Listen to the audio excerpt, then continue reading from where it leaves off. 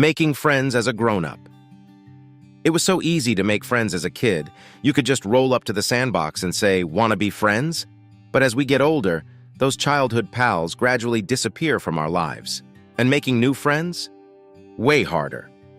What gives and how do you make friends as an adult? Let's dive in.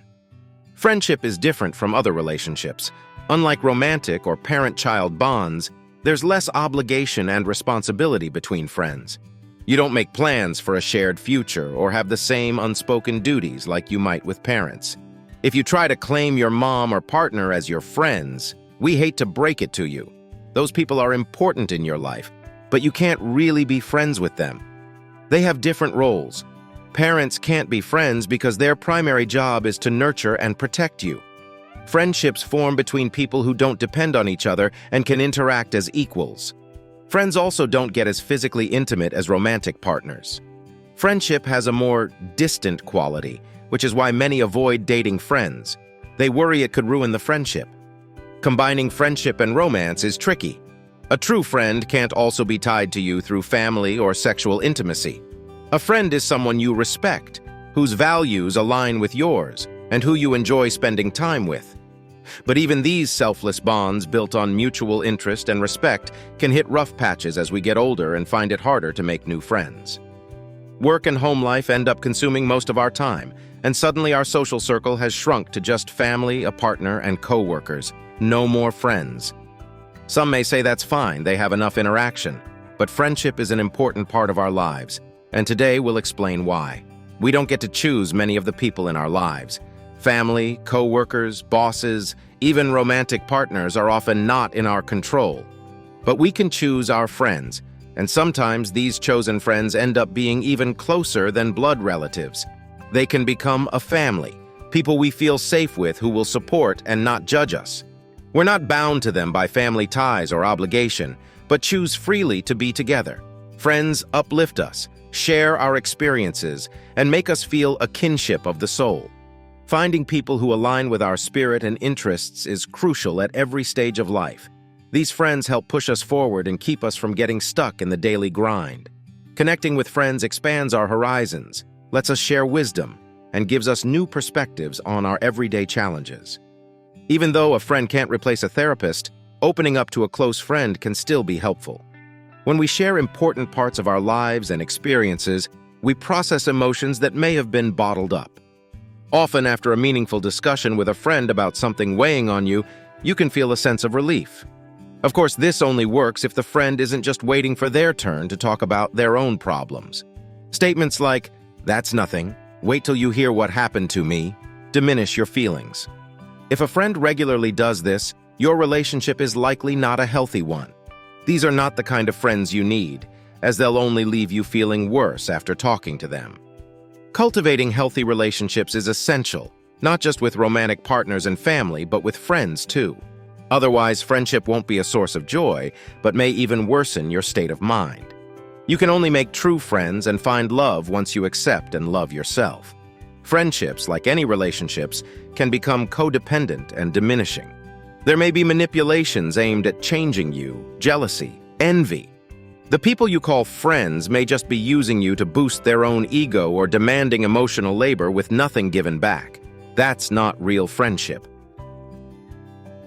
What healthy friendships look like? So what should healthy friendships look like? There are a few key criteria. First, there has to be mutual respect. That means the person respects your boundaries and opinions, and you extend the same courtesy to them. Secondly, there should be acceptance. A true friend loves and accepts you as you are without trying to change you. Thirdly, you don't lose your own identity. You may share many common interests, but you remain separate individuals, not codependent on each other. Finally, your feelings and thoughts aren't dismissed or devalued. You can express yourself freely without fear of judgment. Why is it so hard to find people to build open, trusting relationships with? As kids, making friends was easy.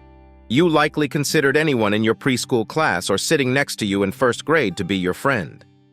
But as we grow up, our circle shrinks. This happens because each of us develops our own worldview that determines who we're interested and comfortable connecting with. We also start to establish firm personal boundaries. Understanding that everyone is different and has their own perspectives gradually dawns on us. This awareness really takes off between ages 17, 20, when we finish school and begin separating from our parents. This new adult life brings an acute need for personal boundaries to protect us from the increased pressure of society.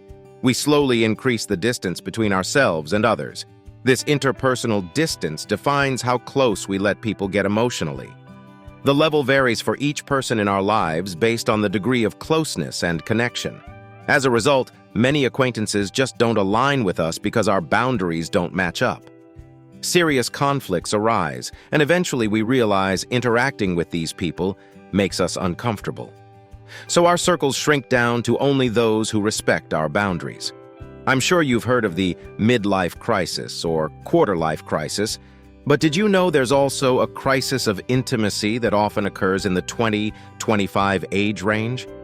Based on psychoanalyst Erik Erikson's theory of psychological development, humans go through 8 major crises over our lifetimes. How these get resolved heavily shapes our personality growth. The 6th crisis is the conflict between intimacy and isolation, and it typically arises during the early family forming years. When this crisis is favorably resolved, a person learns to form harmonious, close relationships with others while maintaining their own identity and boundaries. But when it goes poorly, intense loneliness sets in, and forming meaningful friendships becomes extremely difficult. During the teenage transition years, around 12, 17, friends become the most significant people in our lives. We bond over shared interests and activities. But as we age, priorities shift. Many acquire families, children, careers. Friends and acquaintances take a back seat, and some disappear from our lives entirely. This is perfectly normal. We all develop at our own pace and choose our own paths. So our social circles narrow to those who are at a similar life stage and share our core values. Even with people who seem like potential new friends, actually making those connections can still be tough. You might meet someone at a party and feel an instant rapport, only to have the interaction fizzle out after that initial meeting. A big reason for this is that we often just don't have the time for friendships like we used to. Think back to your school days.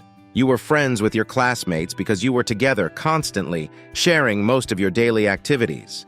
Now, as adults, we have to deliberately carve out time to see friends, and so much happens in between those meetups that we barely know what's going on in each other's lives. Trying to befriend coworkers has its own challenges, too.